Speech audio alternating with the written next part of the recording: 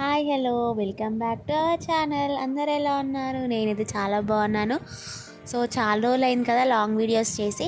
ఈరోజు ఒక మంచి వీడియోతో అయితే మీ ముందుకు వచ్చేసాను అనమాట. టేస్టీ అటుకుల పాయసంతో అయితే మీ ముందుకు వచ్చేసాను. ఎలా చేయాలో ఈ వీడియోలో అయితే చూద్దాము. వీడియోని అయితే లాస్ట్ వరకు స్కిప్ చేయకుండా చూడండి. వీడియోని వస్తే లైక్ చేయండి. ఛానల్ని కొత్తగా చూస్తున్నట్లయితే సబ్స్క్రైబ్ కూడా చేసుకోండి. ఫస్ట్ అయితే స్టవ్ పైన ఒక బౌల్ పెట్టేసుకొని స్టవ్ వెలిగించుకొని పాలు అయితే పోసేసుకోవాలి. చిక్కటి పాలు వేసుకోవాలి. 1/2 లీటర్ మిల్క్ అయితే తీసుకున్నాను. పాలు వేడెక్కేంత వరకు ఇక్కడ డ్రై ఫ్రూట్స్ అయితే చాప్ చేసుకుంటున్నాను. నేను ఇక్కడ డ్రై ఫ్రూట్స్ చాప్ చేసుకున్నాక ఒక 3 కప్స్ దొడ్డటుకులు అయితే తీసుకున్నాను ఇక్కడ. సో దొడ్డటుకులు తీసుకొని ఇలా వేడి నీళ్ళతో అయితే వాష్ చేసుకుంటున్నాను. వేడి నీళ్ళతో వాష్ చేసుకుంటే కొద్దిగా మెత్తబడతాయి. అండ్ తర్వాత కొద్దిగా చల్ల నీళ్ళతో కూడా వాష్ చేసుకోవాలి.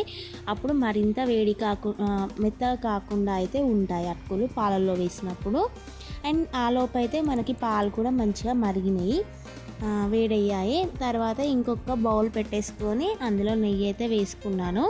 నెయ్యి వేసుకొని మనం ముందుగా చాప్ చేసి పెట్టుకున్న డ్రై ఫ్రూట్స్ ఉన్నాయి కదా, అవి అయితే మంచిగా గోల్డెన్ కలర్లోకి వచ్చేంతవరకు ఫ్రై చేసుకోవాలి. వీడియోని అయితే లైక్ చేయడం మర్చిపోకండి. అండ్ ఛానల్ని సబ్స్క్రైబ్ చేసుకోండి. అండ్ మీ ఫ్రెండ్స్కి కూడా ఇలా వీడియో నచ్చితే షేర్ చేయండి. వాళ్ళు కూడా ఈ రెసిపీ చేసుకోవడానికి ఇష్టపడతారు. అండ్ ఇవైతే నేను వేయించుకోవడం స్టార్ట్ చేశాను. అండ్ అవి వేగంగానే ఒక చిన్న ప్లేట్లోకి అయితే తీసేసుకోవాలి. తర్వాత ఇందులో నేను కొన్ని కిస్మిస్ కూడా వేయించుకుంటున్నాను. తర్వాత ఇదే నెయ్యిలో కావాలి అంటే ఇంకొంచెం నెయ్యి కూడా యాడ్ చేసుకోవచ్చు. నాకైతే ఈ నెయ్యి సరిపోతుంది అనిపించింది. అదే నెయ్యిలో మనం ముందుగా రెడీ చేసి పెట్టుకున్న పోహా అటుకులు ఉంటాయి కదా, అవి వేసేసుకొని అది అటుకులు కూడా వేయించుకోవాలి. తర్వాత 3 కప్స్ దొడ్డటుకులకి మనం 1/2 లీటర్ మిల్క్ అయితే వేడి చేసుకున్నాం కదా, 1/2 లీటర్ మిల్క్ అయితే సరిపోతాయి.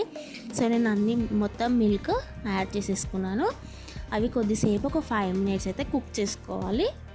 తర్వాత యాలకుల పొడి, ఒక పించ్ ఆఫ్ పచ్చకర్పూరం అయితే వేసుకున్నాను. అలా కొంచెం కుక్ అయ్యాక బెల్లం అయితే నేను కరిగించి పెట్టుకున్న బెల్లం ఇలా వడపేసుకోవాలి. ఎందుకంటే ఏమైనా చెత్త ఉంటే అందులో వెళ్ళిపోతుంది. అండ్ పోసుకున్నాక కలపకుండా అయితే మూత పెట్టేసుకోవాలి. నేనైతే ఆలోపు మొత్తం కిచెన్లో క్లీన్ చేసుకుంటున్నాను. కంప్లీట్ అయిపోయింది. అండ్ తర్వాతకి ఒక 5 మినిట్స్ తర్వాత ఇలా మూత తీసేసుకొని కలిపేసుకోవాలి. అండ్ మంట ఫ్లేమ్ అయితే పెంచుకోవాలి. ఇలా ఒక 5 to 10 మినిట్స్ అయితే కుక్ చేసుకోవాలన్నమాట, కొంచెం చిక్కబడేంత వరకు. అంతే అండి, మన టేస్టీ అటుకుల పాయసం అయితే రెడీ అయిపోయింది. అండ్ మనం ముందుగా వేయించి పెట్టుకున్న డ్రై ఫ్రూట్స్ ఉన్నాయి కదా, అవి కూడా యాడ్ చేసేసుకుంటే అయిపోతుంది. అండ్ ఈ వీడియో నచ్చితే లైక్ చేయండి, షేర్ చేయండి అండ్ సబ్స్క్రైబ్ చేసుకోండి. మీకు ఎలా అనిపించిందో కామెంట్ సెక్షన్లో అయితే కామెంట్ చేసి చెప్పండి. చాలా టేస్టీగా ఉందండి ఈ అటుకుల పాయసం. మీరు కూడా ట్రై చేసి ఎలా వచ్చిందో కామెంట్ సెక్షన్లో కామెంట్ చేసి చెప్పండి. అండ్ వీడియో లాస్ట్ వరకు చూసినట్లయితే thank you for the watching. Please do subscribe our channel. Bye.